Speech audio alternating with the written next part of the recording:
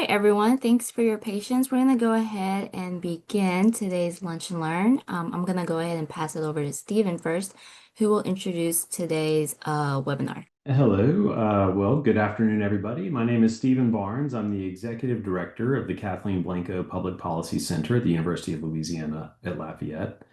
And we're excited to welcome you to our 11th Lunch and Learn for Whole Health Louisiana.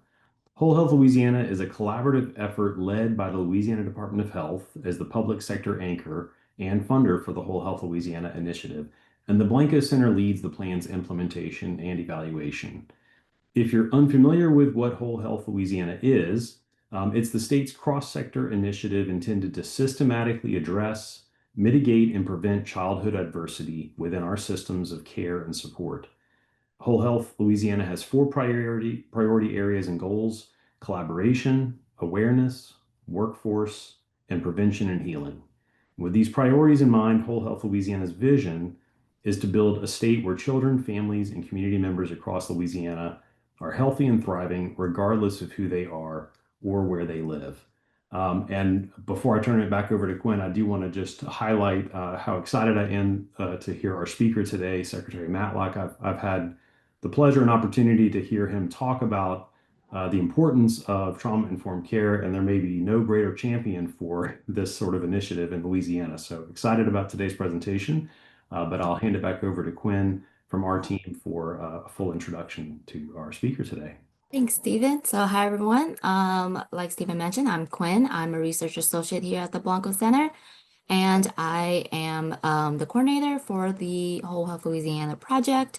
And I will be moderating today's Lunch and Learn webinar and all of our future Lunch and Learn webinars. So as a part of this initiative, we are holding a variety of different activities meant to raise awareness and deepen conversation about trauma-informed care practices.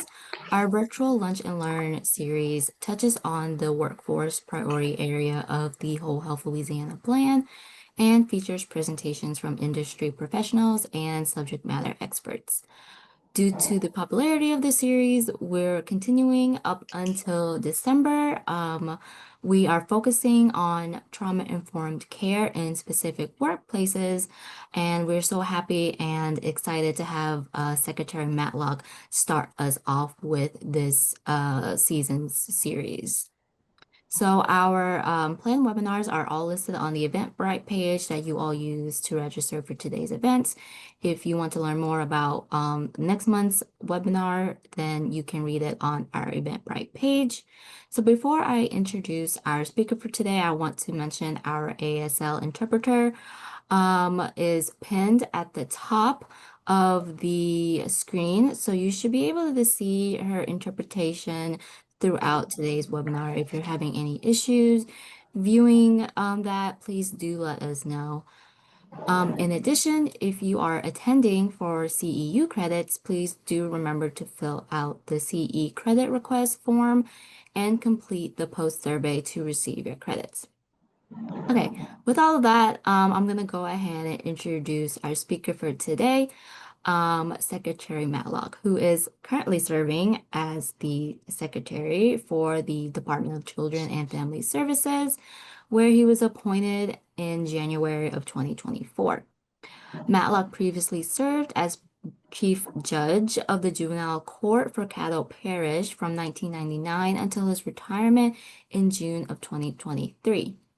Matlock played a pivotal role in moving the court to a trauma-informed care approach focused on addressing childhood trauma and mitigating intergenerational trauma, During his tenure, the juvenile court had the state's first juvenile drug court, family drug court, juvenile mental health court, and truancy court. He also saw the development of the state's first sex trafficking community response team and specialized victims intensive unit.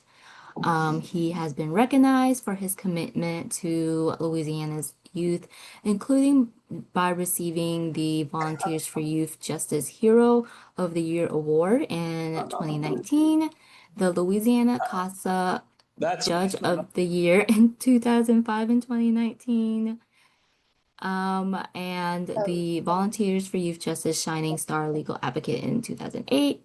as well as the Together We I Can. think I'm unmuted now, Quinn. Thank you. That's quite enough about me, honestly. Too much, actually. I'm incredibly grateful. Thank you to Whole Health Louisiana, and also thank you to LDH for inviting me to speak today. I'm honestly more excited about this speech than any speech I have made, I believe, in the last year and a half. So, and it's going to be a little bit different, I'm going to tell you. And it's particularly honored to honoring to me. I'm grateful for being able to kick off this second year. The I want to emphasize two things today. One is all real trauma work in this state is local. That's where and by the way, for Lisa, I'll apologize in advance, but I do want to say, to give her a chance to tell others, I have a hick accent from Manny, and so now that she's telling you that will help. I don't know how that's handled, and perhaps I was politically or somehow culturally incorrect for doing that, but I am what I am, and again, grateful. All effective trauma work is local, and that's where we will change as a state. And I'm incredibly grateful for the state level work. That is how you get it done. But the actual change is going to happen in Manny, in Shreveport, in Bogalusa, in Tallulah, in Monroe, in Ruston, in Minden, in Lake Charles, in Lafayette, in the Florida parishes, in the Crescent City, the Big Easy, in Acadiana. That's where the change is going to be. And it's going to be local people working with local leaders and local providers to tear down silos and change the way our state does things. So we can provide a matrix statewide, but the actual change is going to happen in local communities. And that's where we need individually to commit our efforts. Child welfare, the child welfare office, every child we serve in the child welfare office is affected by trauma. Many of them deeply, deeply affected by trauma. And trauma is fundamentally a health problem. It's related to education, it's related to poverty, it's related to employment, it's related to housing, it's related to adverse and positive outcomes, but fundamentally it is a health problem. And that's why the work of the Office of Public Health, the Office of Behavioral Health, the Office of Medicaid, and the Office of Child Welfare are working within one body of work. And that needs to be emphasized. Child welfare is a body of health work. It's a particular body. It's a peculiar body. It largely deals with the residencing of services, but it also deals with bringing those services to children in their home of origin. You know, a lot of people equate child welfare with foster care. Those are two different things. And child maltreatment is a much broader thing than foster care. Now, I love foster parents. My heart comes into this work because of foster children, foster parents, and biological parents. But I want to recognize that if we don't braid this in and allow ourselves to be led by medical professionals, and I'm not limiting that, of course, to medical doctors. I'm limiting it. I'm healthcare writ large. In our local communities in Shreveport, as we were building up this work, we turned to the primary care physicians, family doctors, OBGYNs, pediatricians, and certainly those involved in neurology, in psychiatry, and as we move outward from what we would kind of consider physical health into psychology and other disciplines and areas, and certainly counseling and social work. But we've got to work together as an agency. I love Secretary Bruce Greenstein. He is a brilliant man and a professional man, an operational genius. I'm not. I'm a mom and pop guy. I came from up through a litigator, oil and gas law, commercial litigation, savings and loans and injured folks. I was blessed and fortunate and excited enough to get to work for close to 30 years in child welfare and in that body of work, and that is where my heart is. But I'm not a graduate of the Wharton School of Business. I'm a graduate of the Baylor School of Law, and my training comes into that.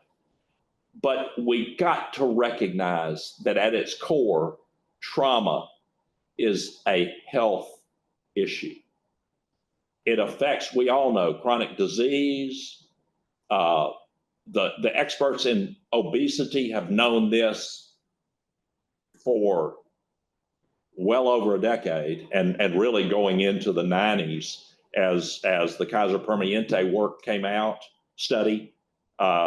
The Body Keeps the Score began, out of that sort of body, the author, and that sort of transformational cross from clinical work into popular culture, and the realizations that arose from that work early in the 90s, Kaiser, through everything going on today. But we, as a state, and ultimately and practically as local communities, have to understand the medical need behind this. And what I'm telling you is, as a child welfare person, we need that leadership. We're willing partners, and we'll lead.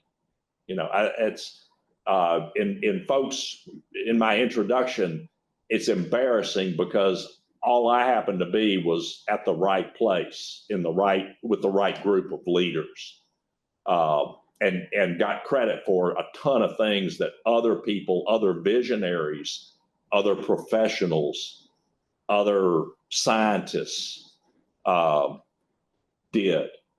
And that, there's value to that. I could call a meeting, a robe lets you do that. And that is not something to take lightly. I'll be meeting with the judges Friday morning here. From around the state, some of the judges, and I intend to emphasize that. But doctors, other medical professionals, nurse practitioners, social workers, LPCs, educators, others. Now, so I've talked about that, and it's the takeaway there is tear down the silos. Don't settle for the barriers and the walls between departments, between agencies, between disciplines, between domains. Cross over and be willing to work collaboratively and be willing to learn. And to our doctors and to other medical professionals, lead. We'll follow, and we'll bring people to the room, but we need you. We need public health. We need behavioral health. We need all, and then, criminal justice, education, juvenile justice, certainly, and all these other domains that begin coming in, and workforce development. Well, I don't want to go forward without saying that it's integrally related to this, and health is a driver of employment. And, it's often quoted, the best social program is a job. And we have a new day where we're emphasizing not doorways or even one door into welfare. It is one door and doorways into what old school folks like me call the American dream.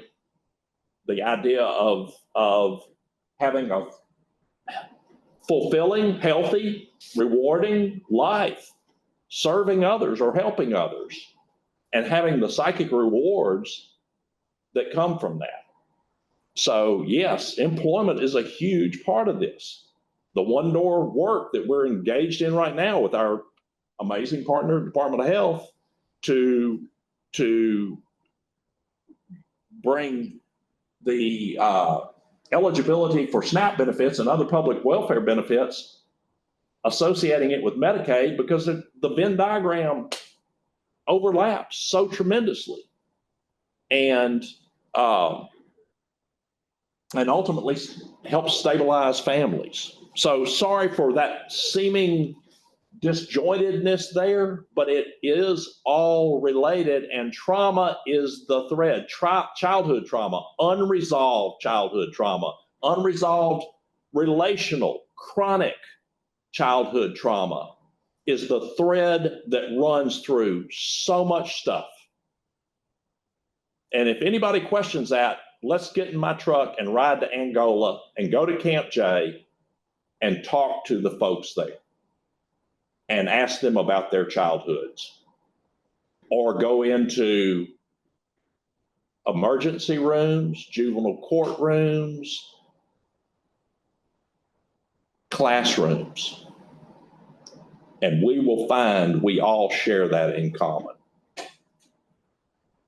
Clinics and the deep end work of mental health, but also the shallower ends of the pool. And ultimately, I hate to keep harping on trauma, because the real subject matter is resilience. And that's the big pathway out. And it involves evidence-based, Medicaid-funded, trauma-informed, and trauma-responsive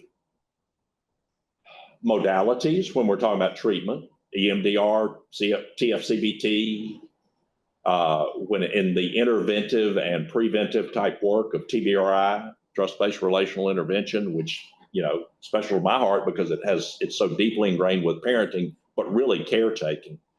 And I guess the real point I want to make about that and also bringing it local is addressing this at a population level. And I hate to say that, because that almost draws one to want to envision billboards and mass media. No, it's got to be done local. It's ultimately one child, one family, one community is where the work builds out. It reaches to the state, but it starts there. But at that population level, what I'm referring to there is the education for the actual caregivers for parents. There was a time when judges had trauma training. I was starting to use a lot of it. Teachers, law enforcement, certainly clinicians, behavioral health folks, doctors. Shreveport Medical School has done such an amazing job of LSU there of integrating grand rounds and trauma into their well checks for pediatric work. But it builds out from there, because it's really, go back a step for pediatrics, it's OBGYN. A lot of this stuff is driven through the unresolved childhood trauma of mama, and that manifesting itself in the behavioral health that we're seeing that we see, and in lifestyle issues that drive this. It's hard to maintain a family without multiple incomes in today's society. Good or bad, whatever, but facts are facts. It is hard. And my phone, my emails, my texts, and by the way, my email is david.matlock@la.gov. My cell number is 225-335-6283. And I'm happy for anybody that wants to post that in the chat to do so. But because I put that out there, I get, requests for help with SNAP, with child support, with child welfare, from bio parents, from foster parents, from CASAs, from judges, well, not judges, but others. So I can tell you it's hard making it today. And looking at the horizon, does anybody in this feel like it's getting a whole lot easier soon? I feel like, and I don't know if it's temporary or other, but I feel a reduction in some of the substance use issues we see. I'm not happy about gummies, I will tell you. Putting a psychoactive element of some kind in a package that looks like something enticing for a toddler, it ain't no way to live. And, you know, we need to come together and address that. That's a separate matter. Sorry for my little pulpit on that. But is there a way of addressing questions or chat questions in this?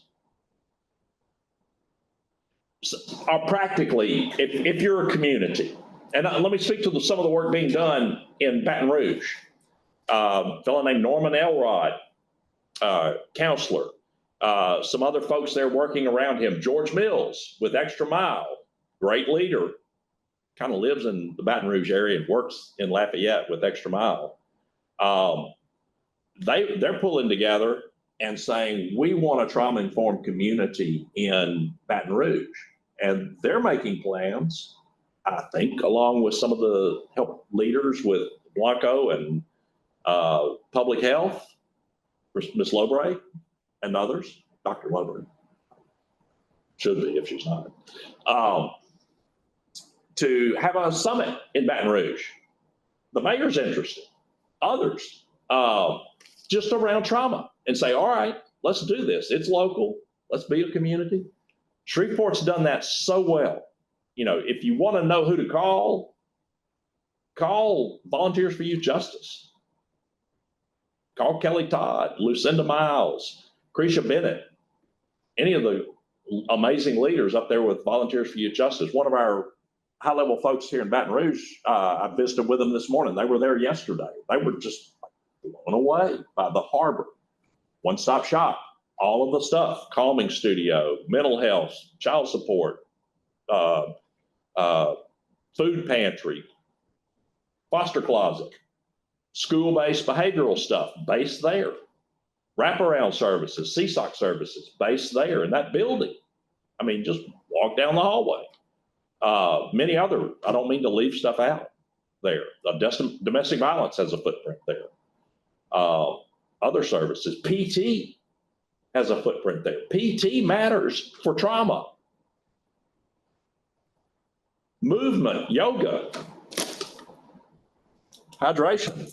You know, it's almost an emoji to have little oranges or mandarins, and for us here, but it is real, but it's also a symbol and a reminder, I should say. We try to, and I need to say, we're trying to TBR our organization. That's in my notes. I've kind of torn up my, you know, people talk about, well, I'm going to tear this speech up. And here it is. Well, I kind of am. I did and usually do. I'm hard to corral that way, but we're trying to TBR our organization. We have a champions team who's been working together for, I don't know, going on toward a year, 1 year, from around the state coming together. They do a little synchronous stuff and then virtual, but they're together pretty regularly and in person and talking about TBR, because we met with some TBRI folks and we want to be able to give it away, you know, provide this trust-based relational intervention care for children who come from hard places, yada, yada, yada. And their leadership is like, we know this organization. You guys need to TBRI yourselves. And we took that to heart and have rolled that out. TBRI is part of our business plan for 2026. It is built in there with all of these other operational things. Again, there are people here who are incredibly knowledgeable. They are not the ones with the microphone and the camera pointing at them right now. honest.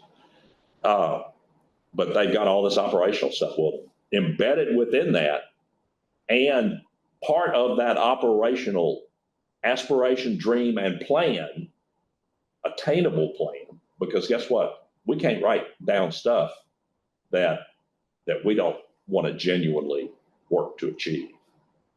That ain't good.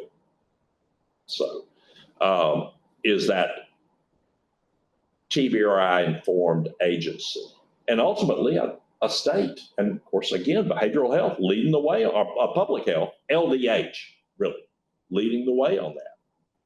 And us following, because we're joined at the shoulders, at the hip with our partners at LDH, our great partners at LDH. I'm spending off 42% of our workforce here, DCFS, effective October 1st of this year, to mostly LDH and also to Workforce Commission, because of the braiding and this one door out and into.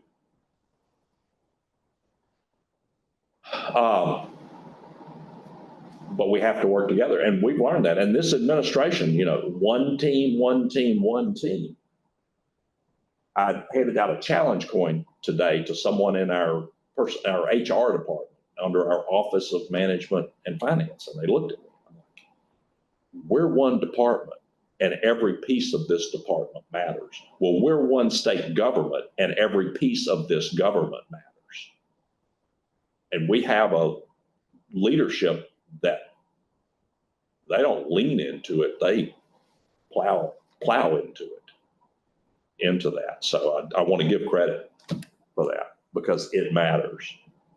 And if you think you can solve trauma without Medicaid understanding and agility, or deal with child welfare without talking about placement issues and wraparound services to provide for fostering's hard enough, bio-parenting is hard enough, and certainly dealing with children from hard places, oftentimes of the caregivers not their own making.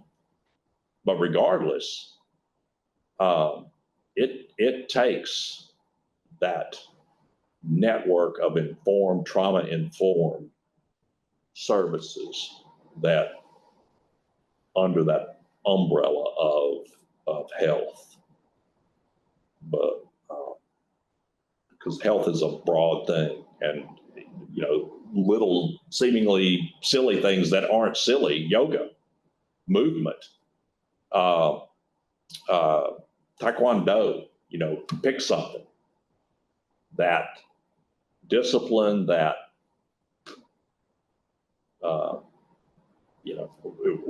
one of the therapies that people don't think about as being a therapy, I can tell you, for some people, mowing their yard is a therapy. I mean, maybe with a zero turn, but y'all know, folks, I certainly do, that it is. People talk about shopping therapy, but I don't get that. I would take issue with that, but I'm just one person. Is there a way for me to address questions or comments or others that can spin off of this smarter than I am? We got 87 people. I'm pretty sure about 85 of them. Yeah, we have some questions for you if you want to start answering them. I'd love to. Okay. I would ask. So we have one person that asked, how often have you seen youth involved with DCFS also become involved in delinquency? And what do you believe are the main mechanisms or pathways that contribute to that crossover? Trauma. Yes, I mean, there's a huge overlay. The overlay, you go into the assistant principal in charge of discipline. You can go into and certainly go into child welfare and juvenile justice, and there's a huge overlay, and you can roll that back generation by generation by generation. And it was not unusual for me as a judge to have a child who was FINS, delinquent, and needed care all at the same time, and maybe child support. I could probably, if I thought about it a minute, come up with that. But and child support is underrated because parenting and collaborative parenting and utilization of resources is significant. High school degrees matter. Trade education matters. Marriage matters. And employment matters for outcomes. And childhood trauma affects all those things. And then health, chronic disease, cancer, heart, all those other things. Just roll out the timeline a little further. Yes. But again, go to Angola, go to your local sheriff's jail. I do want to say Shreveport has done an amazing job of this. And again, Volunteers for Youth Justice, Lucinda Miles in particular, they take every week, they go into the sheriff's adult jail in Caddo Parish and take TBRI training and I've seen classes of 90 inmates there, all holding up their hand, showing what happens when you flip your lid. And I didn't talk about it. I just assume most folks on this call probably have some knowledge and most a whole lot more than I do about cortisol and the effects of the brain chemicals and our neurological reactions to stress and all of the toll on that and how that manifests itself in emotional health, job performance, all these other things. The best time we can have is tell people take some time off. Take a break during the day, walk around the building. I do it outside. Get a snack, all those things. If you want to enhance productivity but also health, happiness, attrition, all of those other things. So yes, there's a huge overlay to it, and working to have people say, well, children who age out of foster care have, huge numbers ending up, and that is a huge thing. And we watch it. I watch it. We look at it and try to address it. The Senator Ryan, from Bossier, former senator, led to this youth aging out, the adding stipends. Ryan Gaddy, thank you. I'm so embarrassed. I hope he's not on here, but he's a hero for that. Obviously, and arguably paid a political price for that. But that's I love everybody, right? Working with children who have aged out, and we have stipends for that and lean into that work. Shannon Catanzara with our agency particularly heads up that body of work. I'm deeply involved in it. And we see those effects, but that's a voluntary program, as it should be. The child's 18. We certainly try to encourage it, and many children use that, benefit from that. But it's tough. It is tough. And the depth of what children, it matters what happens to us and what has happened to us. Wholesome parenting and addressing through, again, evidence-based responses is key, because understanding this is not an excuse for problems. It's a pathway, a roadmap to get out, to emerge, to break generational cycles and be successful. And most do. And we have to rally together to support foster parents, because you can't always return a child to their parents. And having folks who are willing to step into that gap and have resources supporting them, and people who encourage and care for and help them, and we're doing a lot of things internally, rate setting and many other sort of streamlining of processes and things, but it takes a minute. Working very hard at it, but it does take a minute, and that's frustrating. It's frustrating for those of us doing it, among others. So, great question. There's a huge correlation.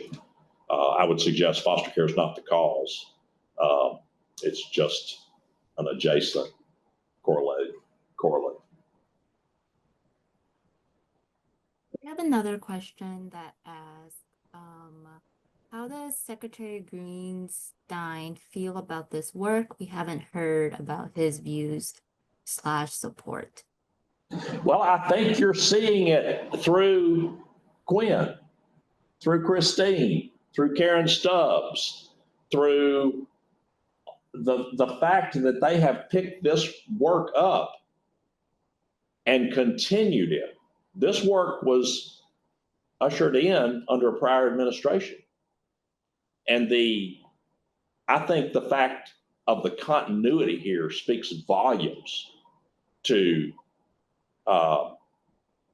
Secretary Greenstein and more so to our governor, because, and you know, obviously I love both, work for one of them, but that decision was made well back. We're moving forward with this work, and it's economically makes so much sense.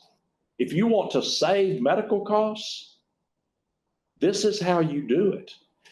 I did want to roll back and just emphasize that training. Oh, and that we're talking, they learn about endocrines and cortisol and all those things in the adult jail. And this presumption that, that I felt like sort of was out there maybe, but not expressed, that the professionals need this, the teachers, law enforcement, judges, lawyers, medical folks, they need this, but the parents, they can't get this. They're not going to understand about childhood development, the frontal lobe and all this stuff.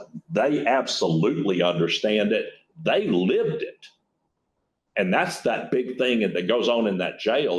They're a captive audience. They love it. It's something to do, but it's also so enlightening. It's like, wait a minute. I'm here because I got a kid. This is me. That happened to me. That's why I'm sitting here. It's like you get this sense of self-forgiveness and seeing a way forward. And they've had folks come out, get out of jail, put on suits, come back in, go off, get practitioner training, and come back in and lead this in the jail. Hey, Bubba, I made up a name, but it's powerful to watch and meaningful and effective and bang for the buck. As far as I know, the state's not paying much for that. There's probably some VOCA funding rolled in somewhere or whatever, but braided community-based dollars and other things, and just really good people doing the right things for the right reasons. Well, that needs to be, the whoever in Bogalusa, Tangi, or Calcasieu say, I want some of that. Sheriff, going up there. That sheriff, Steve Prater, now Sheriff Whitehorn in Caddo, they get it. They love it. It's not just good for those inmates. Guess who else it's good for? You know who else is locked up every day? The best part of those days, of course, the jailers. And then that relational stuff there and the understanding of the whys behind the behaviors, it's transformative. It was for me. They called me Judge Matlock. And I, probably still would be, but not in this body of work. So other questions, Quinn? Yes. We have, what is happening with Medicaid funding for programs that have shown effective evidence-based care? Our reimbursements have been left at the 2012 rate, for example, home builders. This provides barriers to provision. This is a CSOC option. CSOC option for referring to wraparound, I'm sure there. As an agency, we have leaned into some intercept and some other work, but as a model, we are trying to recognize the importance of Medicaid. And I think the leaders within LDH understand, and let me just say, there's some significant efforts going on around waivers, around particularly as it intersects with foster care, and the importance of recognizing that children coming out of child welfare, not just foster care, child welfare, are a special population. If you've had a validated event, that's a special population, and that sort of self-identifies. Now that's not exclusive by any means, but it does. It's one more flag into raise your hand and say, look here, I need something. And so some work there. I doubt anybody feels like we're overfunding evidence-based supports, and I certainly believe in these things. And there are other ways to do it by subsidizing the credentialing process through other public and private dollars. Go help your LPCs get credentialed in EMDR or TFCBT, or pick narrative, prolonged exposure, whatever. Pick something that's validated. The clearinghouses are fairly clear. SAMHSA and California Clearinghouse and others will tell you what seems to be scientifically supported today, evidence-based, relatively predictable and positive outcomes. And let's lean into that. I want to stay in my lane as to that response, Quinn. I do know that I advocate for that. And I would say Office of Behavioral Health, through partnering with Dr. Stephen Philippi, and the Center for Evidence to Practice, have done that very thing by subsidizing and bringing up the entire quality of service. And that's something Norman Elrod's looking at in East Baton Rouge, and that crew. I'm using him in a sort of a collective Borg type way. But and that was certainly done by the folks up in Northwest Louisiana, Shreveport, Caddo Parish area, Laura Alderman and many others, working with those mental health professionals up there to subsidize the level of their care, particularly those that were saying, we're willing to work with this Medicaid funded group. The rates, I would tell you, that's a conversation with Karen Stubbs, and in terms of behavioral health, others with physical health, but it is, I think that when you're talking about these areas, and CSOC's not limited to, quote, those narrow fences of behavioral health. They will look at housing and transportation and many other hurdles to well-being on that. But it needs to be done smart, because we don't have too many resources, and we have to use the resources that we're given as best we can. I don't have taxing authority, and nor would I want it, to be honest with you. Maybe the real answer to that is a little over my pay grade and a little out of my lane. I'm certainly an advocate for good services that are available to high needs people. We have another question that says, we know that to become truly trauma-informed takes an investment of time. How do you convince professionals, and particularly leaders, who can grant their employees the time, the value of prioritizing multiple days of training needed to integrate a trauma-informed approach? We have encountered that more and more people get it and don't necessarily doubt the importance, but in practice, they can't set aside the necessary time in today's world. So I'm going to take that question at two levels. One is at the individual level, and two is at I'll call it the boss level, the business owner, the operator person. It is time well spent, and you will have better outcomes in the work you do. And I don't care if you're running an assembly line. If you help your people understand trauma, and live their lives, where on their way home and they get in their driveway, they stop for 5 minutes and hold under the seat of their car, or just clear their minds. Healthy practices, there's 1,000 different things. Some people lay on the floor during the office day, real grounding. Probably would lay in the grass if they had the opportunity there, and relax for 5 minutes during the day, you will be more productive. And I think people who operate businesses understand that at a fundamental common sense deal. Now, investing the length of time it takes to put into this, it just takes the willingness to deferred gratification.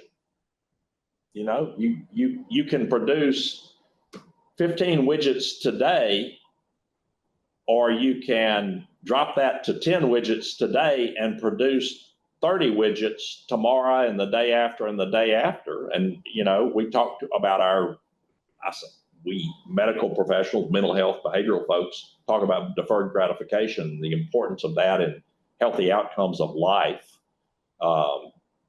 I don't think it's a hard sell. I think facts matter, and gathering the data, blanco center, blanco center, blanco center, gather the data.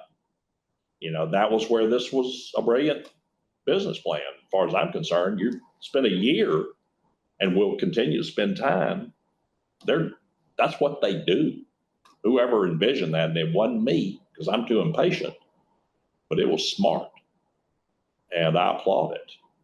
So I don't know if that was a lob from Blanco of the question. I don't think so. But informing the public of the impact, just like you're informing those parents about what happens when they engage in physical violence in front of their 2-year-old or 6-year-old child and how that impacts that child. I can tell you, people don't realize that till you talk about it. And they hear somebody next to them say, yeah, that was me. Yeah. And the anger that causes internally and how that manifests itself in stress and life and frustration and, you know, bad behaviors. But I think facts and encouragement to engage in that remarkable and rare trait called delayed gratification is a thought. It's my professional oil and gas law opinion. And I'm not qualified to practice in that area anymore. That was 40 years ago. So. We have another question that asked, how can local school districts help support children and families who have experienced trauma? What resources are available to them that may not have been effectively leveraged or communicated to them? That's a brilliant question. The real answer is call Casey Monero with the Caddo Parish school system and address her. I forget the overarching name, but it's the Trauma Responsive Schools Plan. And they've invested some hundreds and hundreds of thousands of dollars in educating teachers in ACEs education, TBRI, caregiving. They used ACEs and TBRI and still do. Casey Monero, who is the supervisor of child well-being for the Caddo Parish school system, who offices in the harbor, which is operated by Volunteers for Youth Justice and is the one-stop shop I talked about earlier, along with their 504 section and other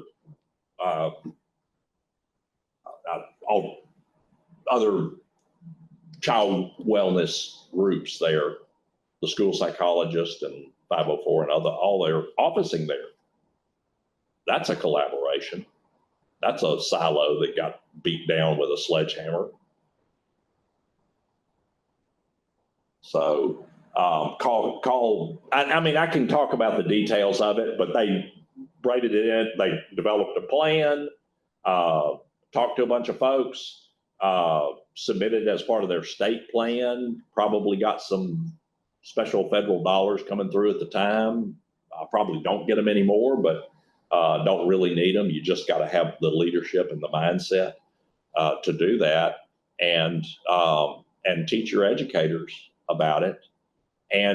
But go to University Elementary School, which Casey was the principal of. She had the first calming studio in Caddo Parish. Now a number of schools there have calming studios. I forget what the number is, like, I don't know, 5 when I left, and it's like 11 or 19 or something now. I'm not sure where you draw the lines, but it's a remarkable work where you got people who understand this sort of mental impact of trauma and stress and the need to take a break. And not every child who's dysregulated needs to go to be put in school suspension or sent home. Maybe they need a Pop-Tart, not a Pop-Tart, orange, whatever, bottle of water, conversation, sit on a bouncy ball, put on a weighted blanket. That's a different lunch and learn, but there are 1,000 things. It's a great question. And that's what drove me to it. I had foster parents standing up, and this was 5 years ago or more, probably well before, maybe 9 years ago, standing up in large meetings saying, I can handle the meltdowns at home. It's the phone calls from school every day that are driving me crazy. Please take this to the schools. And guess what? We did. And it wasn't just for the benefit of those children and those foster parents. The transformative impact across Caddo Parish school system has been remarkable. And it's documented. And, here's our plan. Here's what we do. Here's how we do it. Here's how we fund it. But it's not really a financial problem. It's a leadership problem. I'm just going to. And a communication problem. I'll accept my role of the lack of leadership. I'm responsible for that. A positional leadership, but I'm trying. So, but again, local. Sit down with your superintendent, send them a video.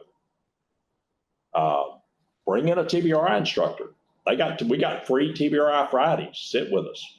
And that's how we did it. It was one-on-one relationship. Me, so-and-so sitting down with Dr. Keith Burton, who at that time was in charge of something that wasn't really quite related to this, but cared. And now he's superintendent of the schools and there. And so, but it was very relational, very local, one-on-one. Lunch, feed folks. There was a question earlier, how do you get employers to buy into that? Buy them lunch. Bring in somebody who knows something about what they're talking about. Not me. But there are people who really can talk about ACEs. All these ACEs instructors. We have ACEs instructors around the state now. Y'all are leaning into that, our amazing Department of Health and Office of Public Health. We've got crisis intervention for children now. And it doesn't take much to trigger that, and it's Medicaid funded. Any child from my world, any child who is moving into a foster home or moving from one foster placement to another automatically triggers the eligibility for that, and it triggers other resources, some of them physical resources, not just counseling and, hey, how can we help you? But it's like, here's a car seat. Now, that's an example. I'm not sure it's applicable, but it's like that. So there are caseworkers with every, certainly the ones I know about, Lafayette, Shreveport, others. There are caseworkers who handle with the local parish health offices that do casework, wraparound casework, social work, pure D social work. That's communication, networking, and silos right there.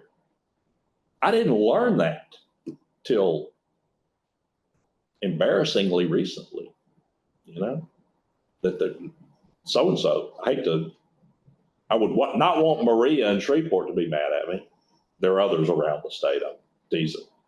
That's their work. That's their life's work, social work. Just what we're talking about. Access to services, get them into this stuff. But the crisis intervention is a great pathway to that. Seaside, good pathway. Other questions, Gwen? Yes, before I move on, I do want to say that Casey Monero put her contact information in the chat. And we do have the chat open. So if you guys have any comments, please do, you can leave them in the chat for us to read. And also, I do want to say that Casey Monero will be having a lunch and learn presentation with us So if you're interested in her work and what she is doing with the schools, please do check that out. Yeah. So we have about 3 minutes left, and I know we have a bunch of questions. And oh wait, hold on. Someone raised their hand. Go ahead if you have a question, John, or not. Do email me if there's questions that we don't get to, and I'm sorry, I talk too much. That's predictable. So I'm gonna go ahead and start. We're gonna finish out some of these questions. And I'll quickly announce that make sure you complete the post survey at the end of this, especially if you're getting CEU credits, and even if you're not getting CEU credits, it would be really helpful if you still filled out that survey. That will help us improve our future webinars. With that being said, I'll go ahead and field the next question. Let's see, this one says, I appreciate the comments about evidence-based practices and noting them in relation to foster care. Are there any particular evidence-based models that DCFS is increasing access to for youth in foster care? It's not uncommon at all for me to talk about TFCBT, FFT, CWT, even EMDRs, evidence-based for both adults and children.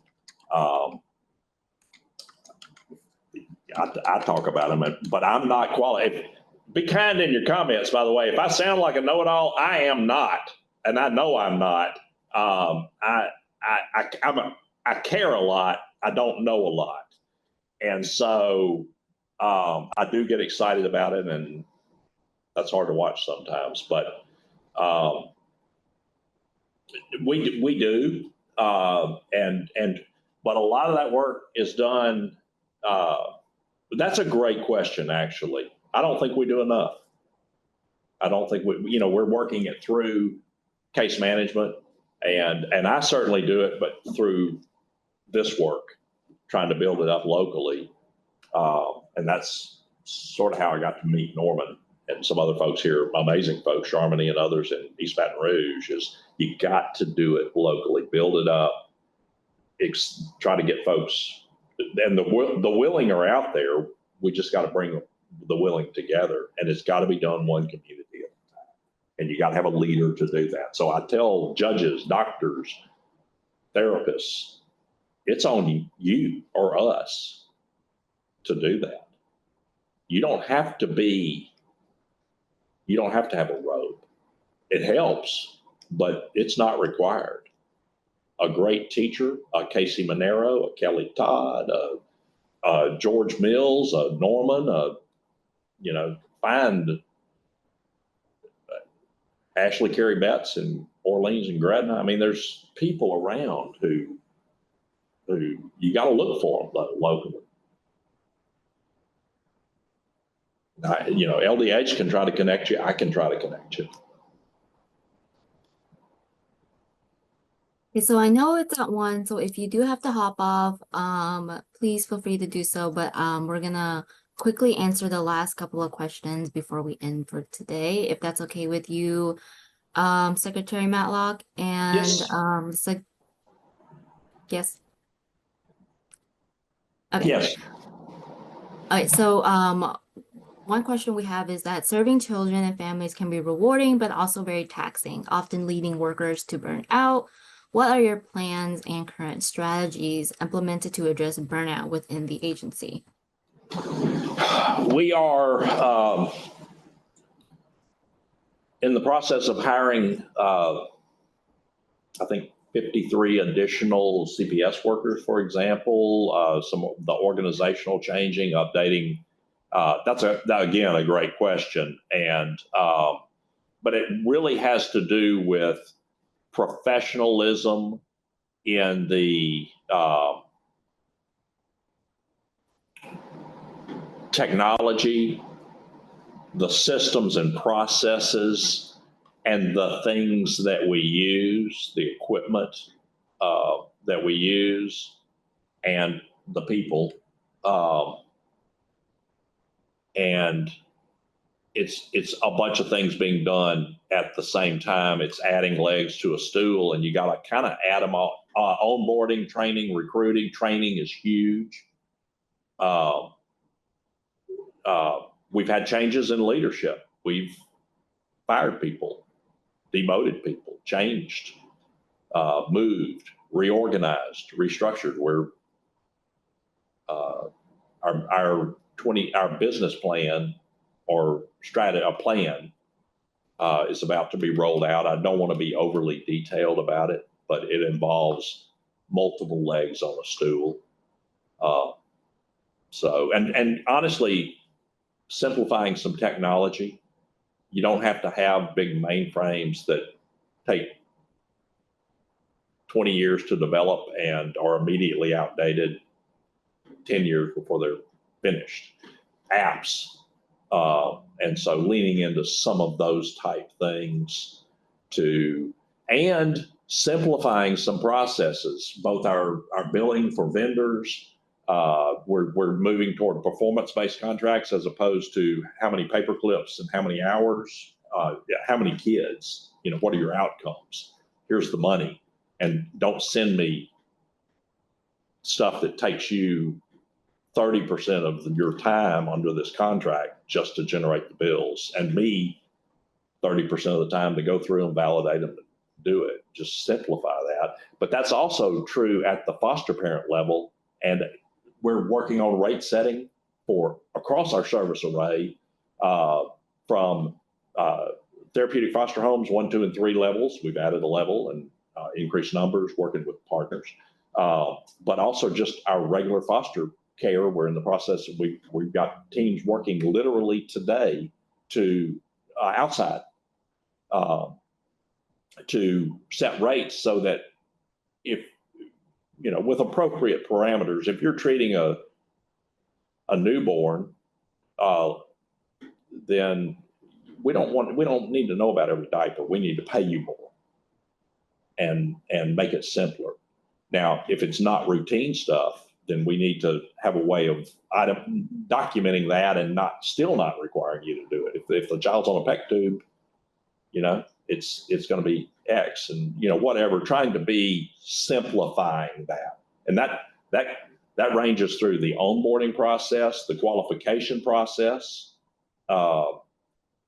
We're at an embarrassing length of time to onboard somebody from "Hi, my name is Jane" to "Here is your child that we want you to care for tonight." That process has been very, very lengthy, and fostering does not require perfection. And our goal is to take good care of children, not to stay out of trouble. And so helping that mindset and the cultural change involved in that mindset is extremely important. Because guess what? If you do that, you stay out of trouble. The harder you try to hit a golf ball, the wilder it goes.